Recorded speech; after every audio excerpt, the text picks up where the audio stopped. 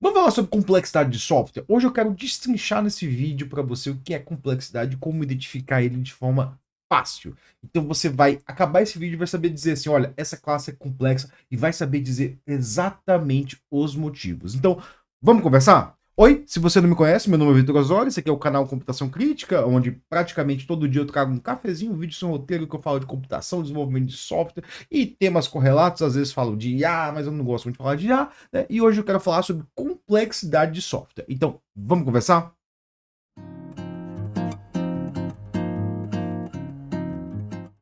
Bom, ontem eu comecei a falar sobre complexidade, mas eu acabei me perdendo aí, não me perdendo, me perdendo positivamente, né?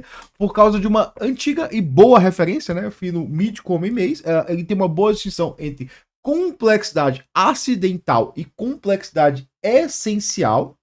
Se vou tomar rapidamente aqui, a acidental é aquilo que decorre do percurso do desenvolvimento de software, outras coisas. Essencial é que está na essência do desenvolvimento, né? Software é complexo por natureza e isso é normal, tá, galera? Assim, e a gente vai falar aqui de basicamente complexidade essencial, como é que a gente lida com ela, como é que a gente remove complexidade acidental, né? E hoje eu quero partir para uma outra referência, né? Já digo aqui que tem a referência aqui nas descrições, né?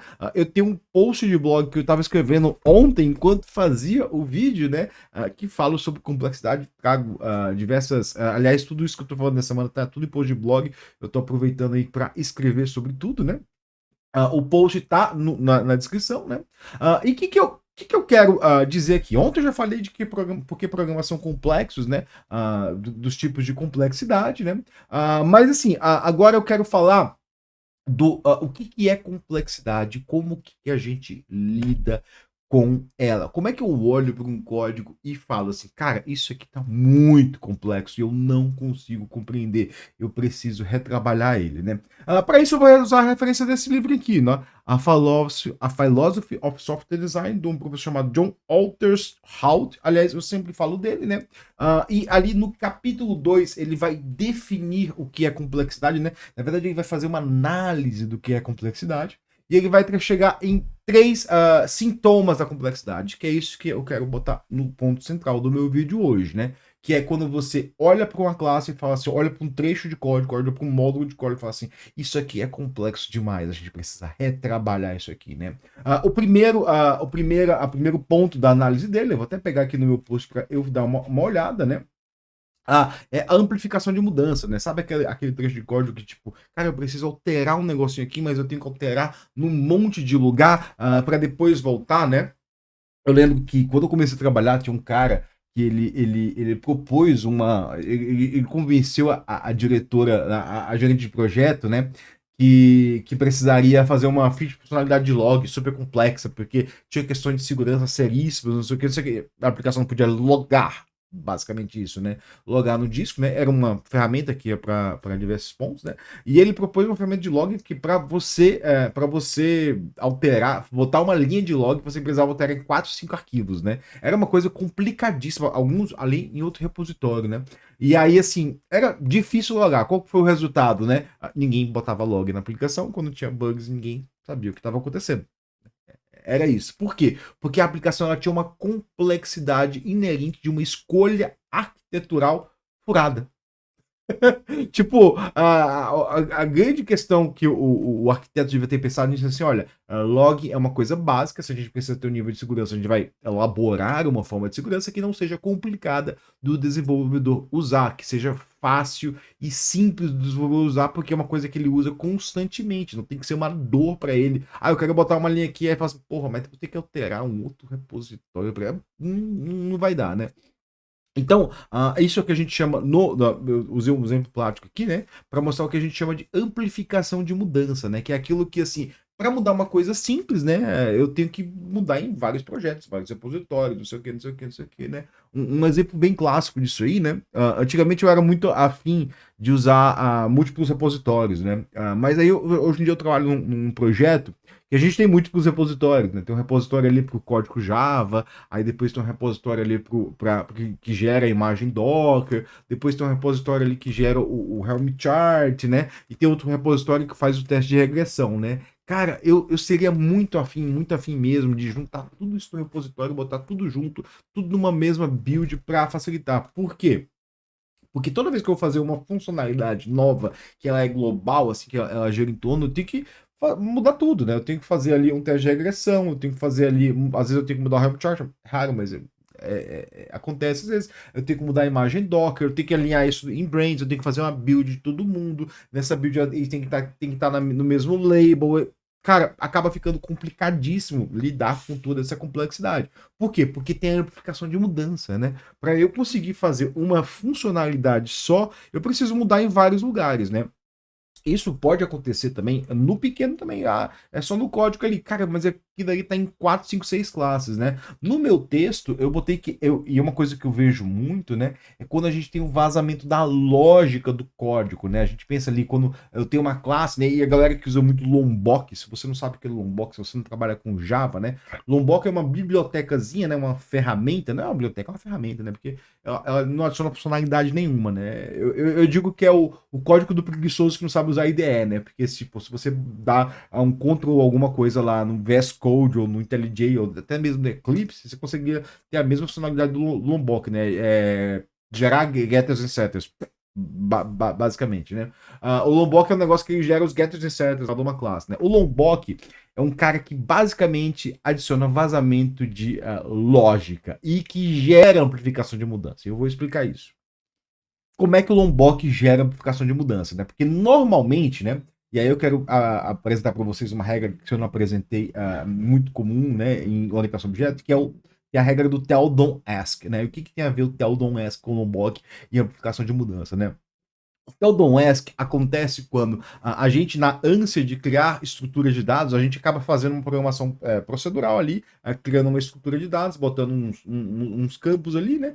E a outras classes vão, acessam essas variáveis e vão fazendo o que quer, né? Então, basicamente, o que deveria estar tudo nessa classe aqui está espalhado por todo o código, né? Então, você tem que procurar quem dá o get alguma coisa aqui para fazer tal coisa, né? E aí você vai lá, acha, tá aqui, tá nessa parte, tá nessa parte. Então tem várias classes alteram o estado interno dessa classe principal aqui, né? E isso acontece basicamente por quê? Porque a pessoa não usou a regra Tell Don't Ask, né? Então, assim, se existe alguma lógica que vai alterar o estado interno dessa classe, essa classe tem que fazer e ela tem que receber uma mensagem de fora, sei lá. Eu quero alterar o nome sei lá, se alterar o nome é uma coisa meio ruim, né? Mas assim, vamos dizer que eu tenho um blog lá e eu quero publicar aquele blog, né? Em vez de eu botar um set publish lá e alterar outros campos, como um set publish date, blá blá blá, eu só tenho um método chamado publish. Acabou. Tem o método publish, né? Aí ele faz internamente tudo que tem que ser feito. Aquela lógica do publish, ela não vaza, ela tá encapsulada dentro daquele método, né? Então, e como é que o Lombok valoriza isso, né? Porque normalmente as pessoas botam arroba, alguma coisa lá, expõem todos os campos daquela classe e usam os campos daquela classe externamente. Eu não gosto disso, né? Aliás, eu sou muito reticente em botar getter e setters nas minhas classes, né? Tem até uma galera que brinca dizendo que existe o javismo cultural, que é aquela coisa que todo javeiro faz, né? Eu não, eu sou eu tenho vários vídeos que eu falo de javismo cultural, que eu falo que javismo cultural é coisa do passado, e muitos dos livros de orientação a objetos já não aplicam mais aquilo, né? Mas assim, a amplificação de mudança acontece bastante, né? Uma regra que pode te ajudar é aplicar bem o Tell Don't Ask. Então, assim, em vez de você pegar os campos de um objeto e alterar ele e processar eles externamente, você tem que fazer internamente, né? E como é que a gente dá um nome bom para esse método aí, já que, tipo, pô, agora eu vou ter que fazer um nome bom? Você tem que se perguntar, cara, o que eu tô fazendo? Eu tô alterando no. Uma coisa que normalmente faz, né? Eu tô alterando o campo publish para true e alterando a data de publicação. Então eu vou fazer isso. Não, não, não. Você não tá fazendo isso. Isso é que o código vai fazer, mas o que você está fazendo, aí eu sempre digo que o nome dos métodos tem que ser nomes que façam sentido para quem não conhece o código, né? Então vamos pensar ali, se eu tenho uma plataforma de blog, né? Aliás, se você lê o blog aqui, é uma plataforma que eu mesmo construí, né?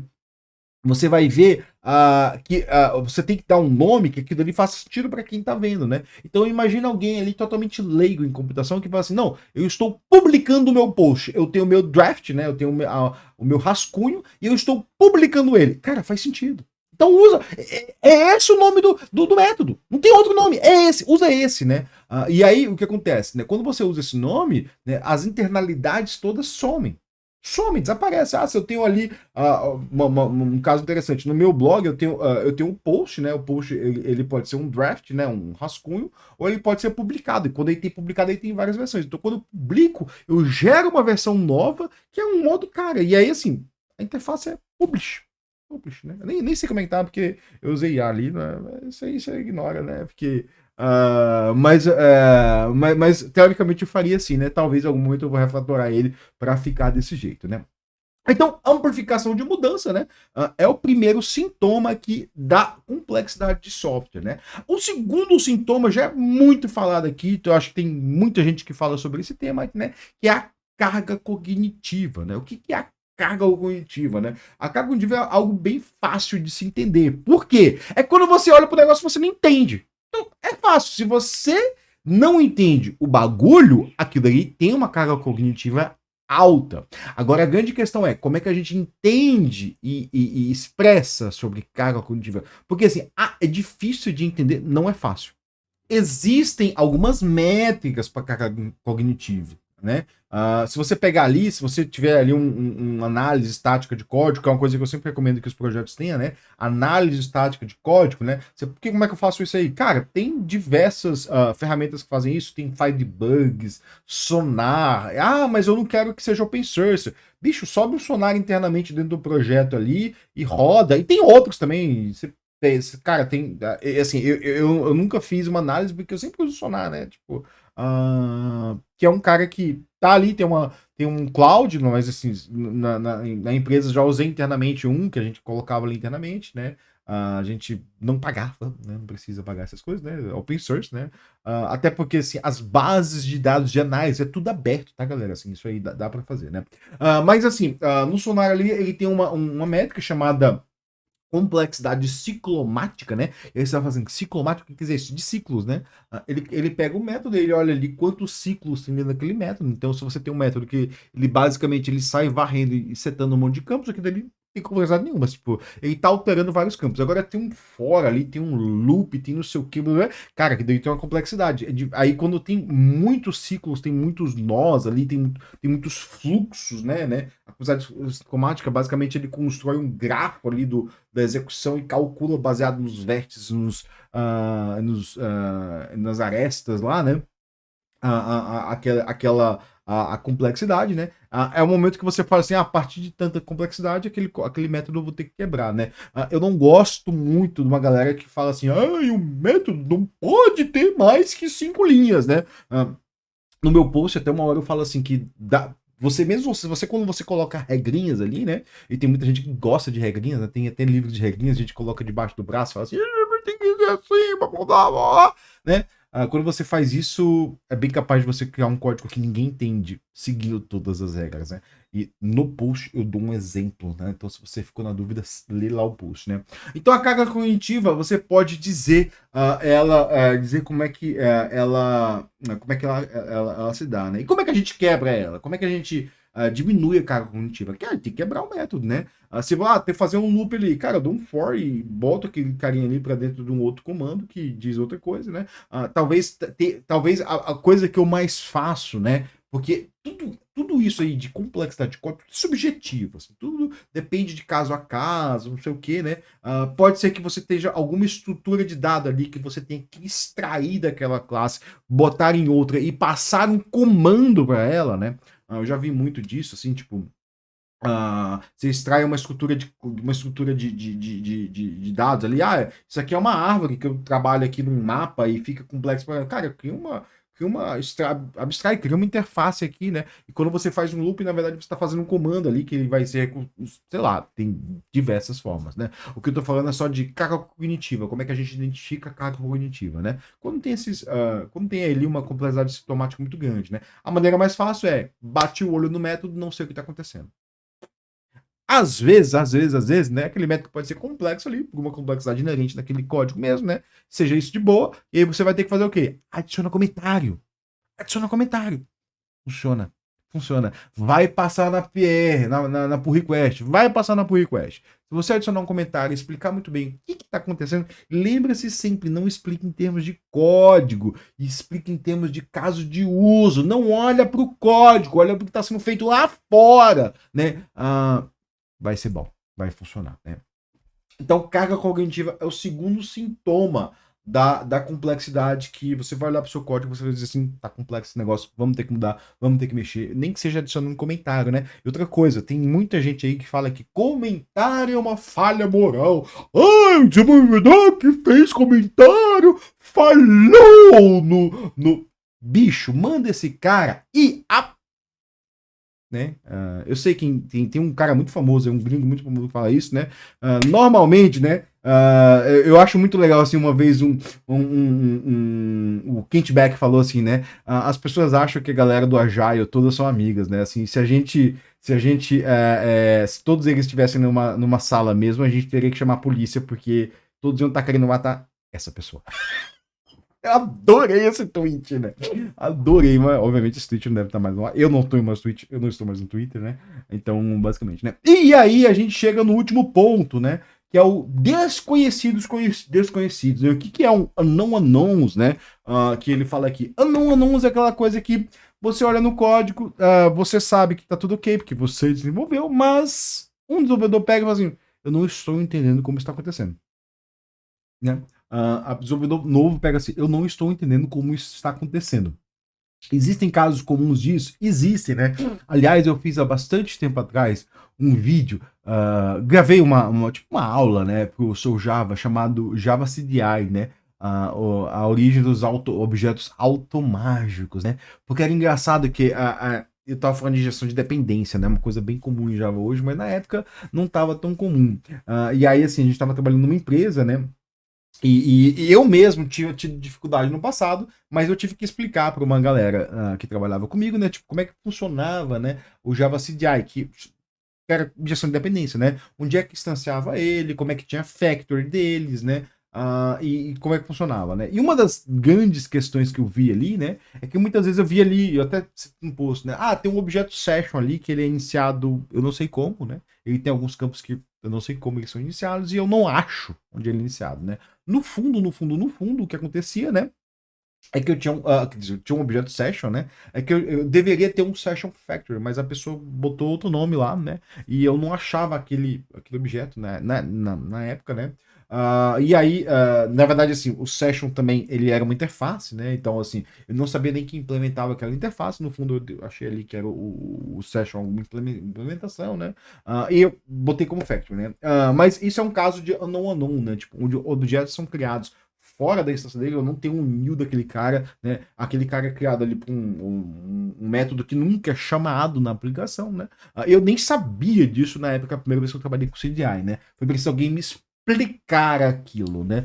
Isso é o que um caso conhecido de unknowns unknown, né? Eu já trabalhei com diversas aplicações que têm desconhecidos muito complexos, né? A maioria deles, assim, tipo, aplicações que trabalham com reflexão bizarra, né? O cara pensa assim, cara, eu quero fazer um negócio que seja automático aqui e que todo mundo vai usar e vai ser fácil de usar. Vai ser fácil de usar porque você sabe a mágica, amigo.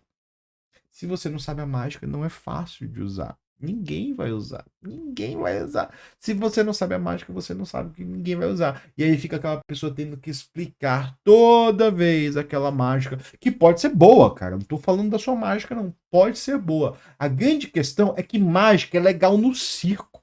Mágica não é legal em software. Você tem que explicar para todo mundo. E aí deixa de ser magia e passa a ser tecnologia. Para quem não não lembra, né, antigamente tinha uma câmera chamada TechPix, que era uma enganação total, né? Que aí o pessoal falava assim, não é magia, é tecnologia, né? Eu usei esse meme aí, quem tiver sido ser jovenzinho ali, ou adulto nos anos 2000, vai lembrar da TechPix, né? Eu já vi uma TechPix, né? Que não é magia, é tecnologia, né? Mas assim, magia não é legal em software, cara. É bom você explicar como aquilo acontece. E como é que eu explico que aquilo acontece? Eu gosto muito de documente, assim, sei lá, coloque um bom README no seu projeto, né? Eu sempre costumo abrir um projeto, eu dou uma olhada no README, eu vejo o que, que tem, às vezes tem um documento de arquitetura, às vezes tem outras coisas lá, né? Às vezes vai entrando para aquele cara, né? E aí toda vez que eu faço o embarque do cara no projeto, vai entrar alguém novo no projeto. Cara, dá uma lida no README. Dá uma lida no README, vê se você entende como é que esse projeto funciona, né? Se você tiver alguma dúvida, vê comigo. Ou eu mesmo explico, né? Eu pego assim, esse projeto ele é assim, assim, assado, ele funciona por tal isso, né? A gente usa o framework tal, né? Existem algumas coisas interessantes que você pode fazer, né? Sempre mantenha isso atualizado. Mas é muito difícil manter documentação atualizada. Assim, então, bicho, aprende a manter atualizado, né? Porque assim, você tem que documentar isso em algum lugar. Se tem mágica. Ou você não usa mágica. Você faz ali tudo como os incas faziam ali manualmente, né? Tudo como os astecas, os fenícios, os egípcios, os romanos, né? Não quero ser aqui dar com o povo é mais primitivo que o outro, né? Como eles faziam. Tudo na mão mesmo, assim, sem mágica. Né? É uma solução também, né? Por quê? Porque desconhecido é uma complexidade de software. Tem alguns casos bizarros de desconhecidos, né? Eu posso citar um que uma vez, e aí foge totalmente do que eu falei até agora, né? Uma vez eu estava trabalhando num projeto, né? Que o cara tava falando assim, olha, a gente tá com um bug, né? Tá acontecendo isso, né? Os campos estão mudando para isso. E eu falei, beleza, vou investigar, né? Aí eu investiguei, nada. Tava achando a origem do bug ou conseguindo descrever o bug, né? Até que um momento, conversando com a produção, eu descobri que o time de suporte tinha criado alguns triggers no banco de dados. Eu, na verdade, eu pedi alguma coisa do banco, né? E a pessoa me mandou. Aí eu falei assim, cara, tem um trigger aqui. Tem um procedure. Confere isso, produção. Isso existe? Isso existe mesmo? Existe mesmo. Eu falei assim, por que esse raio, esse cara não tá em código no repositório? Mas é porque isso é uma peculiaridade da produção. Foda-se! Isso tem que estar no repositório, porque eu, como desenvolvedor, tenho que saber tudo que acontece na porra do meu software em produção. Né? Aí depois me passaram o negócio lá, né? A gente, na verdade, esse software, eu lembro muito bem dele, ele tinha uma evolução controlada pelo Flyway, que é uma ferramenta que eu sempre uso para conseguir fazer a evolução do meu esquema do banco de dados, né? Então, o meu esquema de banco de dados não é uma característica da produção, né? Ele é algo que é controlado pelo repositório, ou seja, ele não é um desconhecido. Então, se o desenvolvedor quer saber o que está acontecendo no banco de dados, quer saber o que está no banco de dados, ele vai levantar um ambiente de desenvolvimento e aquele ambiente de desenvolvimento vai ter uma imagem igual do banco de dados. Então ele vai conseguir saber ali, que existe esse trigger aqui, existe esse procedure aqui que faz isso no background, blá blá blá blá blá. Não tem algo mágico no banco ali que eu, como desenvolvedor, não sei. Porque o que aconteceu basicamente, o cara me falou assim: existe um bug na aplicação. Bicho, foi tu que criou esse bug, eu nem tenho acesso a isso, e eu nem sei que isso existe. Então você tem que corrigir esse carinha aí, né? Obviamente eu corrigi, né? Eu internalizei dentro do repositório aquela trigger, botei aquela trigger dentro da minha base de código, obriguei os caras, a aplicação, obriguei os caras a tipo, olha, ou vocês seguem esse processo, né? E toda vez que vocês forem, mas é que eu não consigo fazer, porque no fundo o que os caras faziam? Os caras alteravam diretamente na produção e ficavam mexendo na produção diretamente. Eu falei assim, não. Esquece isso. Bicho, você vai fazer alguma coisa? Testa! E, obviamente tinha algumas limitações ali, né? Uma das limitações era assim, o próprio time não sabia usar o ambiente de desenvolvimento, né? E aí ele fazia teste em produção ali, né? E foda-se. Tava todo mundo feliz, eles estavam felizes do lado deles, né? Porque eles conseguiram receber. Só que a grande contação tinha o desconhecido.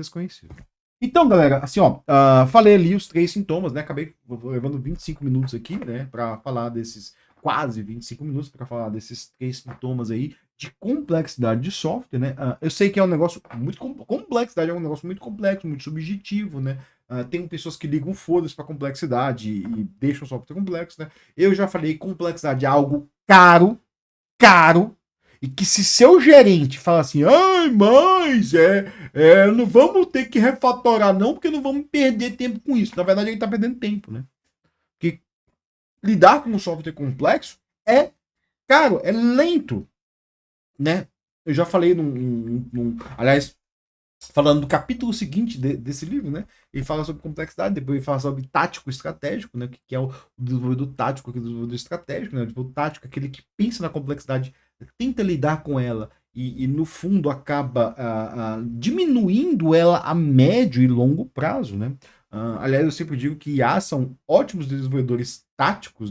Desculpa, inverti os nomes, né? O desenvolvedor tático é aquele que vai colocar mais features, não importa nada, ele vai fazer tudo mais rápido, colocar mais features, né? Isso aumenta muito a complexidade do projeto, né? O desenvolvedor estratégico é aquele que planeja a funcionalidade, olha para a complexidade do software e tenta reduzir ela, né? Aí eu já falei em vários cafezinhos meus que IA são ótimos desenvolvedores estáticos, né? Elas colocam a funcionalidade que você quer, a não ser que você faça dentro do processo, você requeira da IA que você coloque ou desenvolver, você reduz a complexidade, né? E também já falei aqui em vários cafezinhos, né? Que quanto mais complexo o software mais tokens você usa. E se você vai falar que você não entende nada de IA, como eu tive que ouvir comentários sobre isso ontem, eu uso IA no meu dia a dia, brother. Eu uso, apesar de não gostar, porque eu sou obrigado.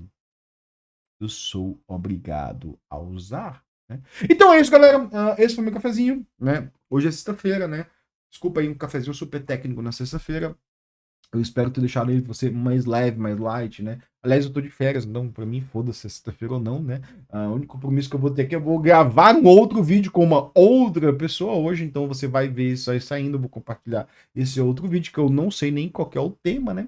Então é isso, galera, muito obrigado, e o que eu desejo pra você é um bom fim de semana. Curta o seu fim de semana com aqueles que dão valor a você, aí seja seu gato, seu cachorro, seu companheiro, companheira, seus filhos e qualquer coisa, dia dos pais, então vá curtir se você é pai ou se você não é pai, se você tem pai, se você não tem pai, se você tem mãe, sei lá, não sei o quê, dê um abraço a quem te ama. Isso aí, pessoal, valeu, obrigado.